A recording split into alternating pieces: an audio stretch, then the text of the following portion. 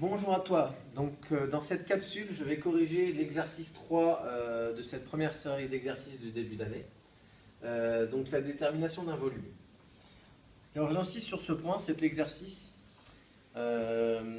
nécessite, pour y arriver de manière plus simple, une rédaction particulière. J'insiste dessus. Alors quelle est cette rédaction? Cette rédaction, elle se passe en 4 étapes. La première, c'est l'écriture des données. La deuxième, c'est l'écriture de la relation, la formule.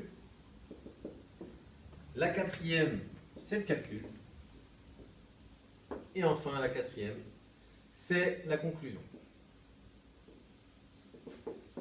Alors, pour aborder ce type d'exercice, tu peux commencer soit par l'étape 1, soit par l'étape 2. Ceci n'a pas d'importance. Cette rédaction a pour objectif de t'aider dans la résolution de ce type d'exercice.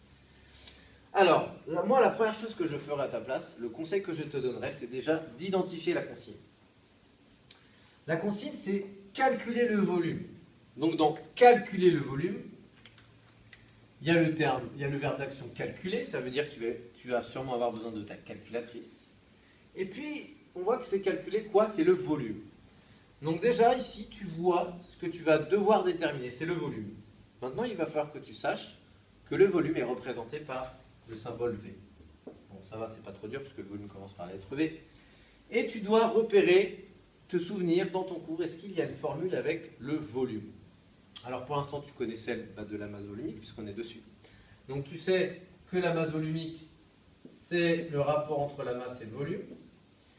Et donc du coup, maintenant il va falloir retrouver l'expression du volume en fonction de la masse et de la masse volumique. Alors pour ce faire, je t'invite à re-regarder la vidéo précédente sur l'exercice 2 sur comment manipuler les lettres et comment obtenir ton produit en croix.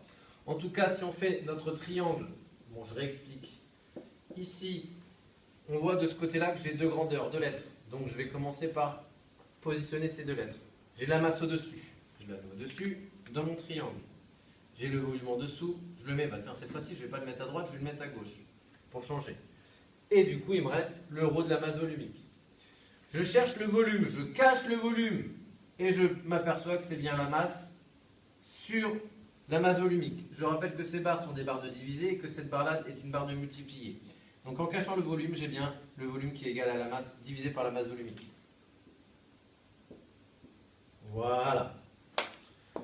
Bien, maintenant que j'ai écrit ma relation, j'en déduis que pour pouvoir calculer le volume, je vais avoir besoin de la masse, mais aussi de la masse volumique.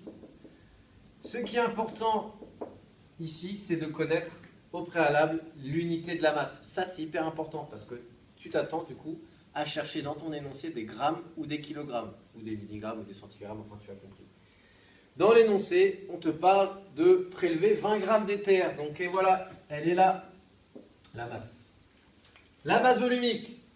Donc la masse volumique ici dans ton énoncé, attends-toi à avoir des kilogrammes par litre, des grammes par millilitre, des grammes par litre en tout cas, c'est une masse sur un volume. Donc ici tu as, là en plus on te dit clairement ici le terme de masse volumique. Voilà. Donc 0,7 grammes par millilitre.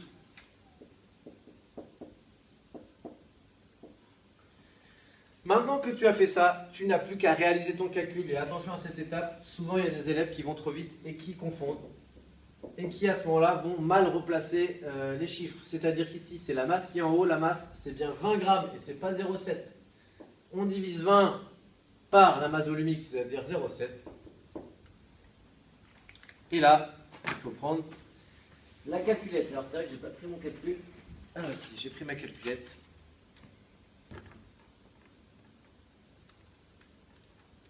Alors ici, on va obtenir un résultat de 28,57, 14, 28, 57, etc.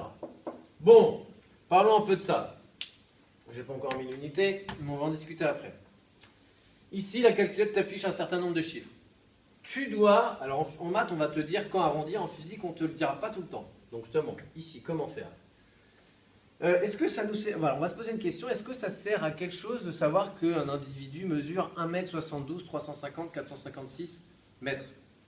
Bien sûr que non. Ce qui est important, c'est de savoir qu'il mesure à peu près 1m70. Allons-y pour 1m72. Ici, c'est un peu la même idée. tu dois prélever 20 grammes d'éther. Donc si tu dois prélever un liquide, bon, tu peux utiliser une fiole jaugée, mais bon, une fiole jaugée de 29 ml ou de 28 ml, ça n'existe pas trop. Tu peux utiliser une éprouvette graduée, où là, ça sera un peu plus adéquat. Et donc, tu t'aperçois qu'ici, tu pourras prélever 28 ou 29 ml. Donc, on va ici essayer d'arrondir à l'unité.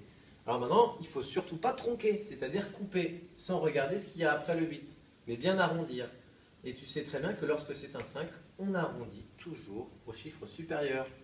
Donc, le volume, on va écrire et on va s'arrêter à 29. Alors 29 quoi? Ici tu as des grammes, ici tu as des grammes, ici tu as millilitres. Et bien ton unité elle est là, c'est une unité de volume, les millilitres. Et voilà.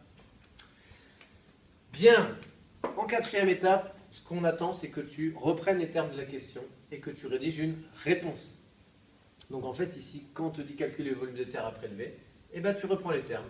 Le volume d'éther à prélever est de 20 grammes. Tu as repris, excusez-moi, 29 millilitres. Je vous prie de m'excuser. Donc ici, tu as exactement repris les termes de la question. Et moi, je t'invite toujours à faire ça. Reprendre les termes de la question. Sois pas trop imaginatif. Là, au moins, tu es sûr d'être dans les clous pour le jour de l'épreuve du brevet. Voilà pour la correction de cet exercice, qui est un exercice type de calcul. Et j'insiste dessus, la rédaction, elle est hyper importante, puisque la rédaction va t'aider dans ton raisonnement. Et ça, j'insiste dessus. Donc, toujours 4 étapes: données, relation, calcul, conclusion. Tu peux commencer soit par les données, soit par la relation, comme tu veux. Soit tu regardes les données que tu as d'abord, soit tu te poses la question de ce que tu cherches. Moi, je te propose plutôt de te poser la question d'abord de ce que tu cherches, en identifiant la question dans l'énoncé. Et voilà. Bon courage à toi. À bientôt.